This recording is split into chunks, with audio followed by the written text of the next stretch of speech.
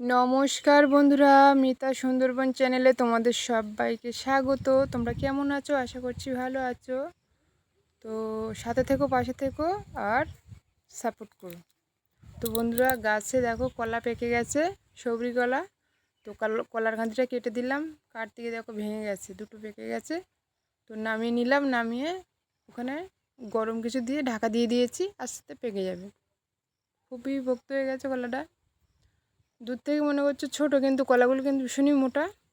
তারপর নিয়ে চলে আসলাম বাইরে। দেখো আমার শাশুড়ি মা ছিপ বাচ্ছে, মাছ ধরছে ছিপ দিয়ে।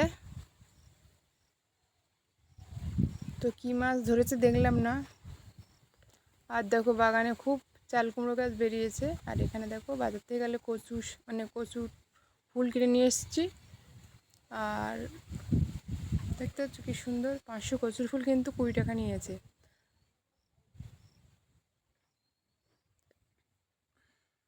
তারপরে এই কুমড়োটা নিয়ে এসেছি।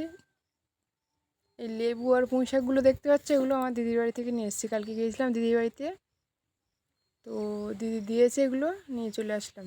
ওদের বাড়িতে খুব লেবু হয়েছে। তো লেবুগুলো ভাবলাম, দিদি বলছে তুই যতটা দরকার তুই নিয়ে যা। তো আমি নিজের হাতে তুলে নিয়ে এসেছি লেবুগুলো। পুঁই শাক,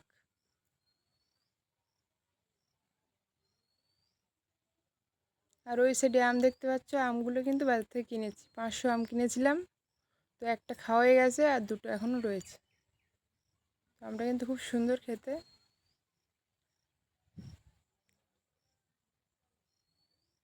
পুঁই শাকের একদম কচি কচি পাতা। কুমড়ো, আলু, চিংড়ি মাছ দিয়ে চচ্চড়ি করবো।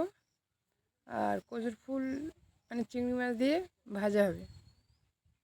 তো দেখে লোভ সামলাতে পারলাম না, নিয়েই চলে আসলাম।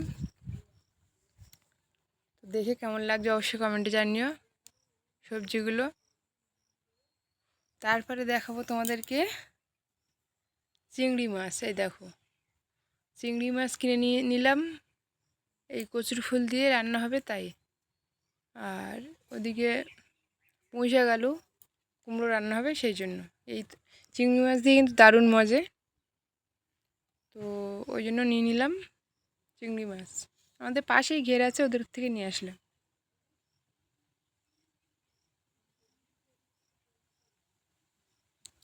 তারপর চলো আরও কিছু সবজি দেখাই তোমাদেরকে।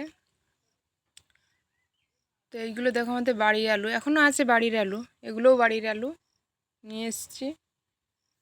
আর এখানে দেখো পেঁপে রয়েছে। তো কী রান্না করবো আমি ঠিক করে উঠতে পারছি না। একবার বলছে এই রান্না করবো, একবার বলছে ওই রান্না করবো। অনেক সবজি আছে, বেগুন আছে, পটল আছে, তারপরে কী বলে ওটা, পেঁপে রয়েছে, এখানে ভেন্ডি আছে।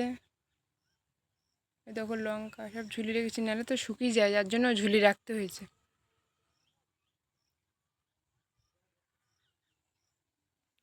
তো পুরো রান্নাঘরে কী কী দেখো, যে কলার কাঁদিটা পড়ে গেছে, জালি কলার কাঁদি। তো নামিয়েছি, দুদিন খাওয়া হয়েছে আর খাওয়া হয়নি, পড়ে আছে। তারপর বাইরের ওয়েদারটা একটু দেখিয়ে দিলাম তোমাদেরকে। দেখো খুব সুন্দর ওয়েদার, হাওয়া বাতাস আছে ভালো।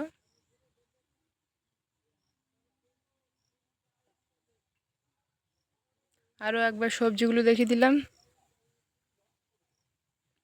তো ভিডিওটা কেমন লেগেছে অবশ্যই কমেন্টে জানিও। ভিডিওটা যদি ভালো লাগে তো সাবস্ক্রাইব করো, বন্ধুদের সঙ্গে শেয়ার করো, লাইক কমেন্ট করতে যেন ভুলো না।